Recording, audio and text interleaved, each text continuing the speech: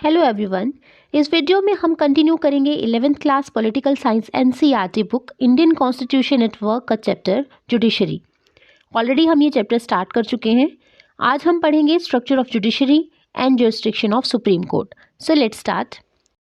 Indian constitution ने हमें एक इंटीग्रेटेड जुडिशियल सिस्टम दिया है, मतलब यहाँ पर सेपरेट स्टेट कोर्ट्स नहीं होते। जुडिशरी का जो स्ट्रक्चर है वो एक तरह से पिरामिड शेप्ड होगा, मतलब सुप्रीम कोर्ट जो है वो एपेक्स पे होगा, टॉप पर होगा, और उसके नीचे होंगे high courts, then district courts, और लोएस्ट लेवल जो है वहाँ पर होंगे सबऑर्डिनेट कोर्ट्स। तो इनको वन बाय वन हम डिस्कस करेंगे। First of all supreme court of India. Supreme court of India के जो डिसीजंस होंगे वो सभी कोर्ट्स को मानने पड़ेंगे। इसके अलावा हाई कोर्ट्स के जो जजेस होंगे उनका ट्रांसफ़र सुप्रीम कोर्ट कर सकता है। कोई भी केस किसी भी कोर्ट में चल रहा है तो उसको अपनी जुरिस्डिक्शन में सुप्रीम कोर्ट ले सकता है। इसके अलावा एक हाई कोर्ट से दूसरे हाई कोर्ट में भी केसेस को ट्रांसफ़र किया जा सकता है by supreme court of India. Then high court जो है वो लोअर कोर्ट्स की अपील्स को सुन सकता है। कोई भी अगर रिट है, फंडामेंटल राइट्स को रिस्टोर करने के लिए रिट है, तो हाई कोर्ट उसको इशू कर सकता है। अगर स्टेट के जुरिस्डिक्शन में कोई केस है तो उनको भी हाई कोर्ट हैंडल कर सकता है। जो भी कोर्ट्स हाई कोर्ट से नीचे होंगे, जैसे डिस्ट्रिक्ट कोर्ट्स और सबऑर्डिनेट कोर्ट्स हैं, उनका सुपरविजन करना, उनका सुपरिटेंडेंस करना हाई कोर्ट का काम है। देन डिस्ट्रिक्ट कोर्ट्स जो हैं, डिस्ट्रिक्ट में जिस तरह जो भी केसेस अराइज हो रहे हैं उनको डील करेगा। इसके अलावा लोअर कोर्ट्स ने अगर किसी केस पे कोई डिसीजन दिया तो उसके लिए भी अपील डिस्ट्रिक्ट कोर्ट्स में की जा सकती है। क्रिमिनल नेचर के जो भी केसेस होंगे, सीरियस क्रिमिनल नेचर के जो भी केसेस होंगे, उनका डिसीजन डिस्ट्रिक्ट कोर्ट्स में होगा। सबऑर्डिनेट कोर्ट्स जो हैं उनमें भी सिविल केसेस और क्रिमिनल केसेस दोनों ही नेचर के जो केसेस हैं उनके। Next is the jurisdiction of Supreme court of India.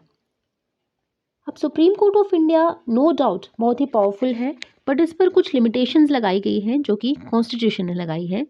Supreme court के फंक्शन, सुप्रीम कोर्ट की रिस्पॉन्सिबिलिटीज़ जो हैं उनको कॉन्स्टिट्यूशन ही डिफाइन करता है। सुप्रीम कोर्ट का जो जुरिस्डिक्शन है वो बहुत ही स्पेसिफिक है, इसकी पावर्स बहुत ही स्पेसिफिक हैं जिनको हम डिफरेंट कैटेगरीज में स्टडी करेंगे।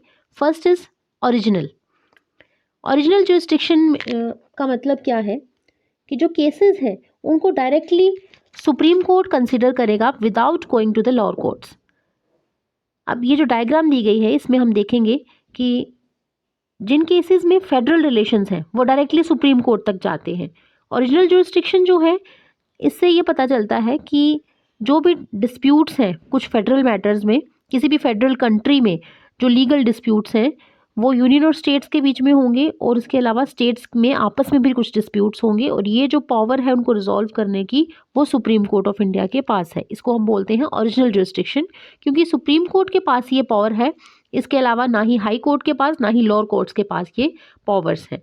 इस कैपेसिटी में सुप्रीम कोर्ट ना ही सिर्फ इन डिस्प्यूट्स को सेटल करता है, बट यूनियन और स्टेट गवर्नमेंट की जो पावर्स हैं, जो कॉन्स्टिट्यूशन में पावर्स दी गई हैं, उनको भी next is the appellate jurisdiction.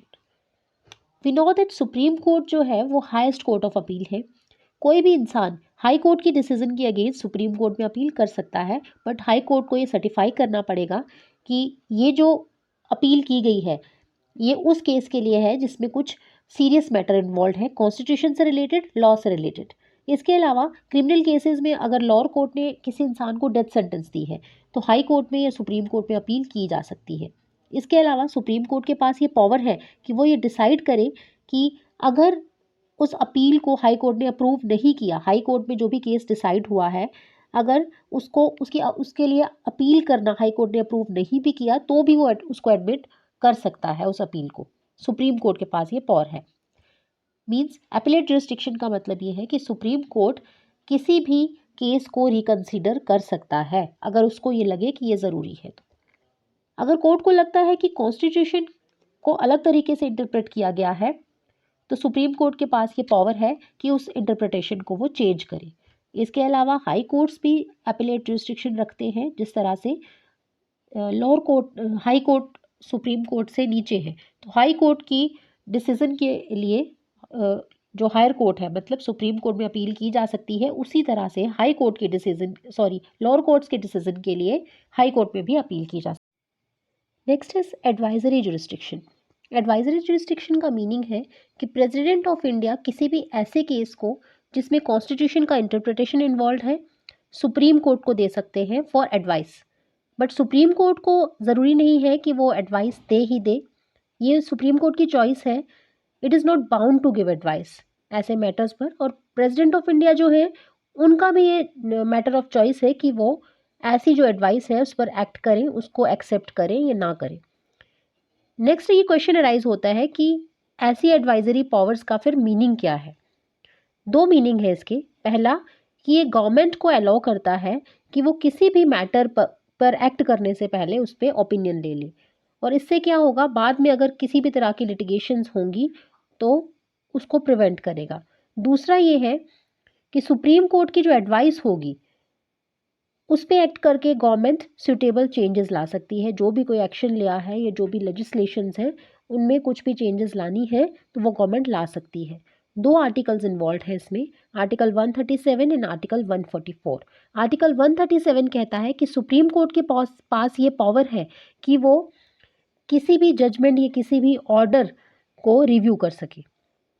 Article 144 में क्या है, सिविल या जुडिशियल जो भी अथॉरिटीज़ हैं इंडियन टेरिटरीज में आ रही है, वो सुप्रीम कोर्ट की हेल्प से ही काम करेंगी, उसकी हेल्प से ही एक्ट करेंगी।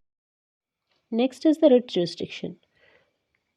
हम ऑलरेडी ये पढ़ चुके हैं कि किसी भी इंडिविजुअल के फंडामेंटल राइट्स अगर वायलेट होते हैं तो वो डायरेक्टली सुप्रीम कोर्ट जा सकता है। सुप्रीम कोर्ट कुछ स्पेशल ऑर्डर्स देगा in the form of writs. High courts भी ये रिट्स इशू कर सकते हैं, लेकिन ये इंडिविजुअल की चॉइस है कि वो सुप्रीम कोर्ट में अप्रोच करना चाहता है या फिर हाई कोर्ट में। सो रिट्स क्या है? Writs are the special orders which are issued by high court और सुप्रीम कोर्ट। कौन कौन सी रिट्स होती हैं? Habeas corpus, mandamus, prohibition, certiorari and quo warranto. इसके अलावा कुछ स्पेशल पावर्स हैं। Special powers means supreme court जो है वो किसी भी इंडिविजुअल को अगर किसी कोर्ट के डिसीजन पर, किसी लोअर कोर्ट के डिसीजन जो है उस पर वो एग्री नहीं करता तो उसको एक स्पेसिफिक टाइम पीरियड मिलेगा जिसमें वो सुप्रीम कोर्ट को अप्रोच कर सकता है अपील के लिए। So these were the powers of this was the jurisdiction of Supreme court of India. इस वीडियो में इतना ही।